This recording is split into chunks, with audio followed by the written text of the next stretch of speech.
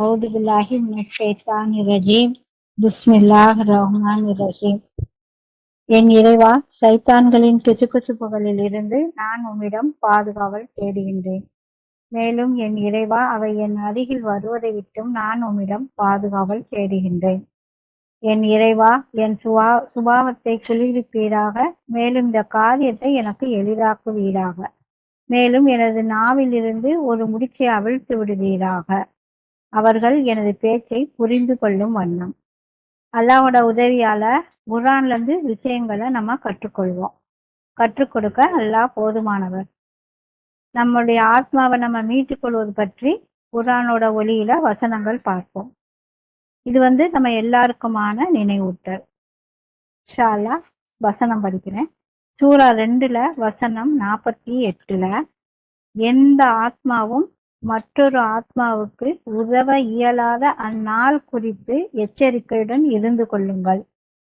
பரிந்துரை எதுவும் ஏற்றுக்கொள்ளப்படாது, ஈடு எதுவும் செலுத்தப்பட இயலாது, எவரொருவரும் உதவி செய்ய இயலாது.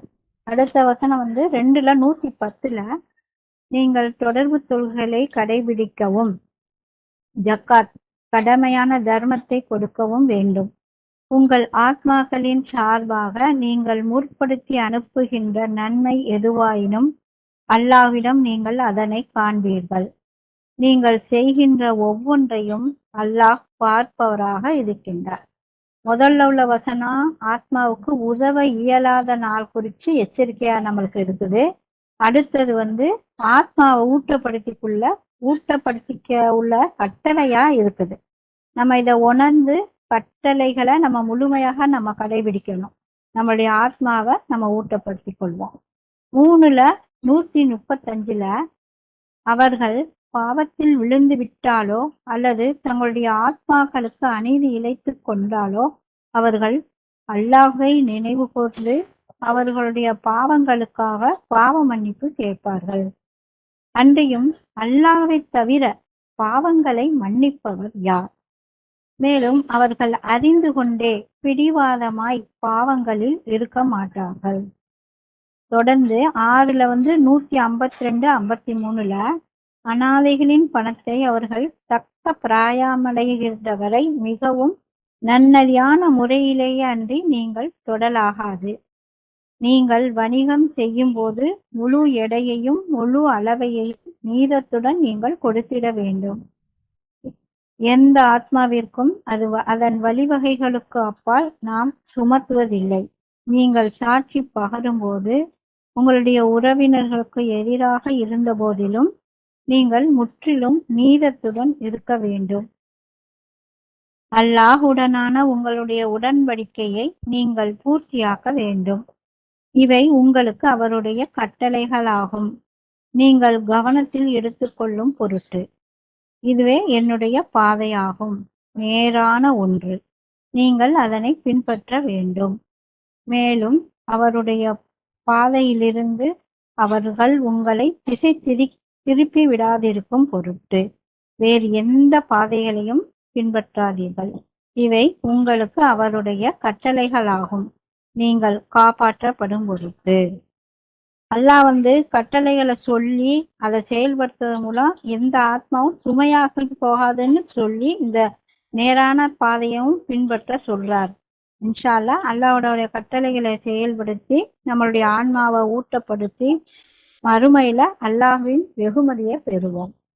அடுத்து 7:9 அநீதமாக நம்முடைய வெளிப்பாடுகளை அலட்சியம் செய்ததன் ஒரு பின்விளைவாக எவர்களுடைய எடைகள் லேசானவையாக இருக்கின்றனவோ அவர்களை பொறுத்தவரை அவர்கள்தான் தம்முடைய ஆத்மாக்களை தவறவிட்டவர்களாக இருப்பார்கள்.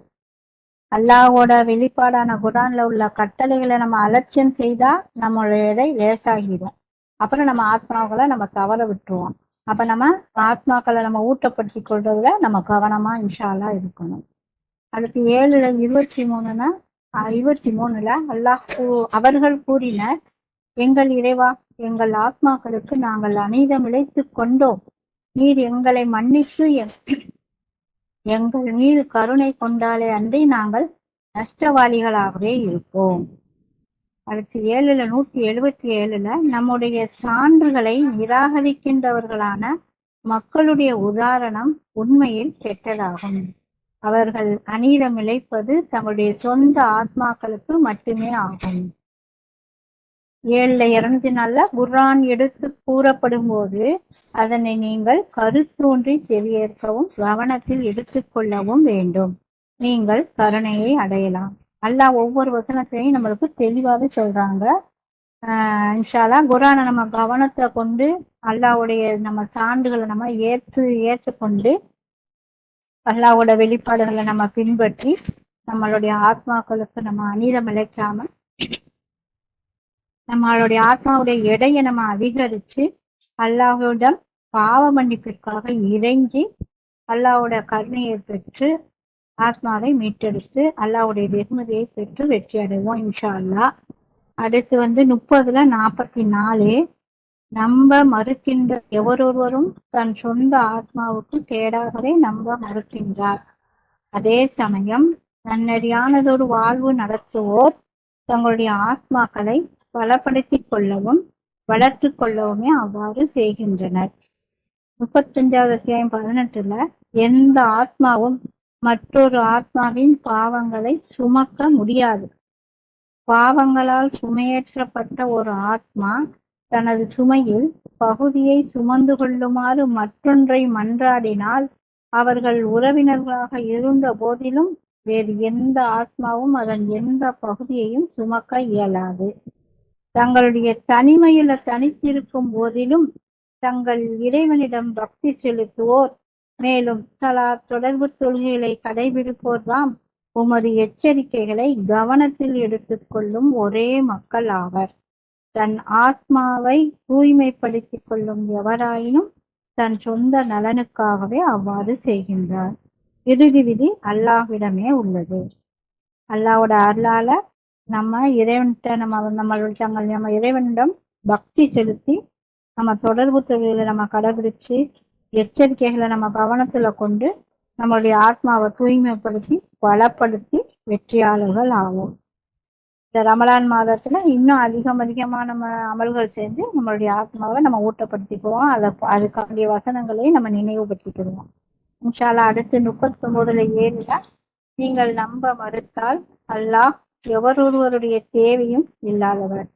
ஆனால் தன் ஊழியர்கள் தவறான முடிவெடுப்பதை காண அவர் விரும்புவதில்லை. நன்றியுடையவராக இருக்க நீங்கள் முடிவெடுத்தால் அவர் உங்கள் பால் திருப்திக் கொள்கின்றார். எந்த ஆத்மாவும் மற்றொரு ஆத்மாவின் பாவங்களை சுமப்பதில்லை.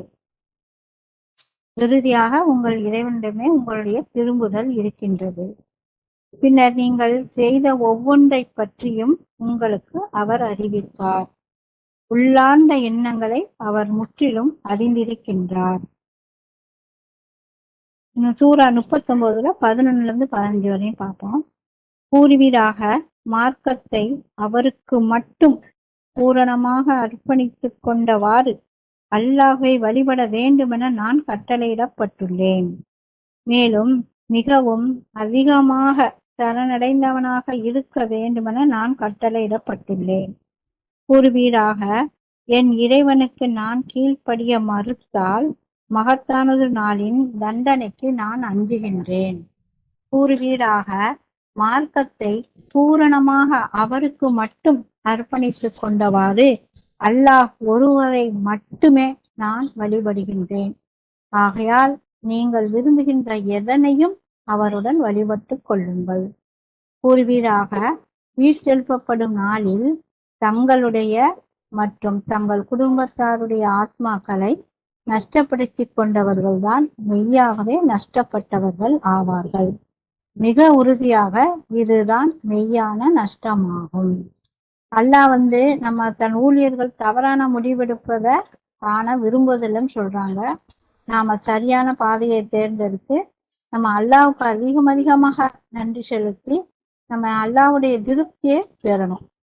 அல்லாஹ்வுடைய கட்டளையான மார்க்கத்தை அவருக்கு மட்டும் நம்ம அர்ப்பணிச்சு முழுமையாக நம்ம சரணடைஞ்சு அல்லாஹ்வை மட்டும் வழிபட்டு நம்முடைய ஆத்மாவை ஊட்டப்படுத்திக் கொள்வோம். அல்லாஹ்வுடைய வெகுமதியையும் பெறுவோம் இன்ஷா அல்லாஹ். அடுத்து 39 53 59 வரையும் பார்ப்போம். பிரகடனிப்பீராக, வரம்புகளை தாண்டிவிட்ட என் ஊழியர்களே, அல்லாஹ்வின் கருணையில் ஒருபோதும் நம்பிக்கை இழந்து விடாதீர்கள். ஏனெனில் அல்லாஹ் எல்லா பாவங்களையும் மன்னிக்கின்றார். அவர்தான் மன்னிப்பவர், மிக்க கருணையாளர். நீங்கள் உங்கள் இறைவனுக்கு கீழ்ப்படியவும் அவருக்கு முற்றிலும் சரணடையவும் வேண்டும். தண்டனை உங்களை முந்துவதற்கு பின்னர் நீங்கள் உதவி செய்யப்பட மாட்டீர்கள். மேலும் உங்களுடைய இறைவனால் உங்களுக்கு சுட்டிக்காட்டப்பட்டுள்ள மிகச்சிறந்த பாதையை பின்பற்றுங்கள். நீங்கள் சற்றும் எதிர்பாராதிருக்கும் போது தண்டனை உங்களை திடீரென முந்துவதற்கு அல்லாஹ்வின் கட்டளைகளை அலட்சியம் செய்ததற்காக நான் மிகவும் வருந்துகின்றேன். நிச்சயமாக நான் கேலி செய்பவர்களில் ஒருவனாகவே இருந்தேன் என்று ஒரு ஆத்மா கூறக்கூடாது என்பதற்காக. அல்லது அல்லாஹ் என்னை வழி நடத்தி இருந்தால் நானும் நன்னறியாளர்களுடன் இருந்திருப்பேன் என்று கூறக்கூடாது. அல்லது தண்டனையை அது காணும் பொழுது மற்றொரு வாய்ப்பை நான் பெற்றால் நான் நன்னறியான காரியங்கள் புரிவேன் என்று கூறக்கூடாது. ஆம், உண்மையில் போதுமான வாய்ப்புகள் உனக்கு கிடைக்கவே செய்தன. என் சான்றுகள் உன்னிடம் வந்தன. ஆனால் நீ அவற்றை ஏற்றுக்கொள்ள மறுத்தாய், ஆணவம் கொண்டாய், மேலும் ஒரு நம்ப மறுப்பவனாக ஆனாய். நம்ம வரம்புகளை தாண்டியும் அல்லாஹ் கருணையில நம்பிக்கை இழக்காதீர்கள் அல்லாஹ் சொல்றார். அவரே மன்னிப்பவராகவும் இருக்கிறாரு, கருணையாளராகவும் இருக்கிறார் என்று நம்ம வசனம் மூலமா நம்ம அறிகிறோம். நம்ம தண்டனை அடைகிறதுக்கு முன்னால அல்லாஹுக்கு கீழ்ப்படைந்து நம்ம சரணடையணும். இந்த வாய்ப்பை நம்ம தவறு விட்டா அல்லாஹ்வோட உதவியை அடைய முடியாது. மிகச்சிறந்த பாதையான குர்ஆனை நம்ம பின்பற்றி கட்டளைகளை நம்ம செயல்படுத்தி இந்த வாய்ப்பை பயன்படுத்தி நம்ம நன்னறிகளை புரிந்து சான்றுகளை ஏற்று நம்ம அகந்தைகளெல்லாம் கொன்று நேர்வழி பெற்று அல்லாஹ்வின் உதவியை பெற்று வெற்றி அடைவோம் இன்ஷா அல்லாஹ். அடுத்து 73-20 நம்மால் இயன்ற அளவு செய்ய வேண்டிய விஷயங்கள் வசனம் நம்ம பார்ப்போம். இரவு பொழுதினில் 2/3 பாகம் அல்லது அதில் பாதி அல்லது அதில் 1/3 நீர் தியானிக்கின்றீர். மேலும் உம்முடன் நம்பிக்கை கொண்ட சிலரும் அவ்வாறே செய்கின்றனர் என்பதை உம்முடைய இறைவன் அறிகின்றார். இரவையும் பகலையும் அல்லாஹ் வடிவமைத்துள்ளார். மேலும் எல்லா காலங்களிலும் உங்களால் இதனை செய்ய முடியாது என்பதையும் அவர் அறிகின்றார். அவர் உங்களை பிழை பொறுத்து விட்டார். அதற்கு பதிலாக குர்ஆனிலிருந்து உங்களால் இயன்றவரை நீங்கள் படிக்க வேண்டும். உங்களில் சிலர் நோயுற்றிருக்க கூடும். மற்றவர்கள் அல்லாஹ்வின் வாழ்வாதாரங்களை தேடியவாறு பிரயாணத்தில் இருக்கவும் கூடும். மேலும் மற்றவர்கள் அல்லாஹ்வின் நிமித்தம் பாடுபட்டு கொண்டிருக்க கூடும் என்பதை அவர் அறிகின்றார். அதிலிருந்து உங்களால் இயன்றவரை நீங்கள் படிக்க வேண்டும். மேலும் ஸலாத் தொடர்பு தொழுகைகளை கடைபிடிக்கவும், ஜகாத் கடமையான தர்மத்தை கொடுக்கவும், மேலும் நன்னறி எனும் ஒரு கடனை அல்லாஹுக்கு கடனளிக்கவும் வேண்டும். உங்களுடைய ஆத்மாக்களுக்காக நீங்கள் முற்படுத்தி அனுப்பி வைக்கின்ற நல்லது எதுவாயினும் அதனை மிகச் சிறந்ததாகவும் தாராளமாக வெகுமதி அளிக்கப்பட்டதாகவும் அல்லாஹ்விடம் நீங்கள் காண்பீர்கள். மேலும் பாவ மன்னிப்பிற்காக அல்லாஹ்விடம் இறைஞ்சுங்கள். அல்லாஹ் மன்னிப்பவர், மிக்க கருணையாளர். இன்ஷா அல்லாஹ் நம்ம ஆத்மாவுக்கு தேவையான அனைத்தையும் அல்லாஹ் சொல்லி கொடுத்துருக்காங்க. அந்த அனைத்தையும் நம்ம செயல்படுத்தினாத்தே அல்லாஹ்வுடைய மன்னிப்பை நம்ம பெற்று அல்லாஹ்வுடைய கருணையை வெகுமதியை நம்ம அடைவோம் இன்ஷா அல்லாஹ். 87-14-15 தன் ஆத்மாவை மீட்டு கொண்டவன் மெய்யாகவே வெற்றி பெற்றவன் தான். தன்னுடைய இறைவனின் பெயரை நினைப்பது, மேலும் ஸலாத் தொடர்பு தொழுகைகளை கடைபிடிப்பதன் மூலம். அடுத்து 3:30 ஒவ்வொரு ஆத்மாவும் அது செய்த நல்ல காரியங்கள் அனைத்தும் முன் கொண்டு வரப்படுவதை காண்கின்ற அந்நாள் வரும். தீய காரியங்களை பொறுத்தவரை மிக தொலைவில் அவை அகற்றப்பட்டுவிட அது விரும்பும்.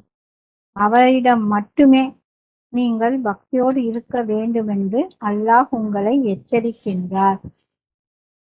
நீங்கள் பக்தியோடு இருக்க வேண்டும் என்று அல்லாஹ் உங்களை எச்சரிக்கின்றார். அல்லாஹ் மனிதர்கள் பால் இரக்கமுள்ளவராக இருக்கின்றார். நம்ம இதுவரை அல்லாஹ் ஆத்மாவை நம்ம ஊட்டப்படுத்திக் கொள்பவர்களுக்குள்ள வெகுமதியையும் குறைபாடு உள்ளவர்களுக்குள்ள நிலை பற்றியும் அதாவது நஷ்டவாளிகளை பற்றியும் பார்த்தோம். இப்ப தொடர்ந்து நம்ம ஆத்மாவுக்கு ஊட்டம் அளிக்க தேவையான விஷயங்களை பத்தி நம்ம குர்ஆன் மூலமா பார்ப்போம். 2வது அத்தியாயம் 3வது வசனத்துல அவர்கள் கண்களுக்கு தெரியாதவற்றில் நம்பிக்கை கொள்பவர்கள், தொடர்பு கொள்கைகளை கடைபிடிப்பவர்கள், மேலும் நம்முடைய வாழ்வாதாரங்களில் அவர்களுக்குரியவற்றிலிருந்து தர்மத்திற்கென அவர்கள் கொடுப்பார்கள். 45ல உறுதிப்பாடு மற்றும் தொடர்பு கொள்கைகளின் மூலமாக நீங்கள் உதவி தேட வேண்டும். இது உண்மையில் கடினமானதே, ஆனால் பக்திமான்களுக்கு அவ்வாறல்ல.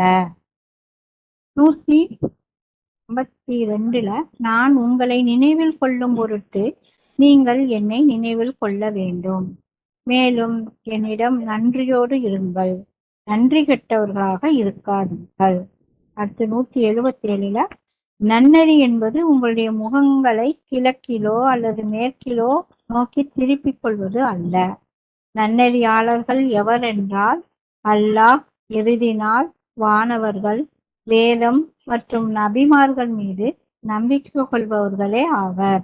மேலும் அவர்கள் உறவினர்களுக்கும் அனாதைகளுக்கும் தேவையுடையவர்களுக்கும் பயணத்தில் இருக்கின்ற அந்நியர்களுக்கும் யாசிப்பவர்களுக்கும் மேலும் அடிமைகளை விடுவிப்பதற்கும் பணத்தை உவப்புடன் அளிப்பார்கள்.